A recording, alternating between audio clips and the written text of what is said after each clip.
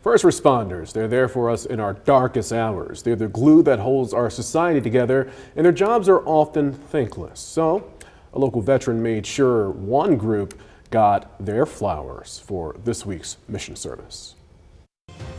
This is Mission Service, sponsored by Berry Law. Well, the idea of the flower is that for the first responders receiving these, that they would take one of them home to their loved ones and say, I love you, I'm glad to return home again. Hi guys. Jim Meier is the director of Honor and Remember Nebraska Chapter, an all-volunteer nonprofit organization formed to honor fallen military, first responders, and their families. He's also an Air Force veteran. I was an aerial reconnaissance photo interpreter, so I spotted targets, analyzed them, reported on them, and kept looking at film. He served during the Vietnam era from 1964 to 1968, and now spends much of his time spreading positivity in the community. I mean, I appreciate you personally, okay, very much. I caught up with him on National First Responders Day. Or life puts them in dangerous positions.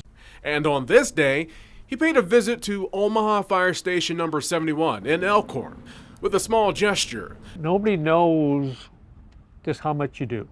That has so much meaning behind it, beginning with a small speech to simply say, thank you. What we've chosen to do is present a bouquet of a dozen roses to first responder locations in Douglas County as well as Lancaster and Sarpy County. National First Responders Day is a day where first responders locally and nationally are recognized. They're there for us during the best and worst times, often a thankless job.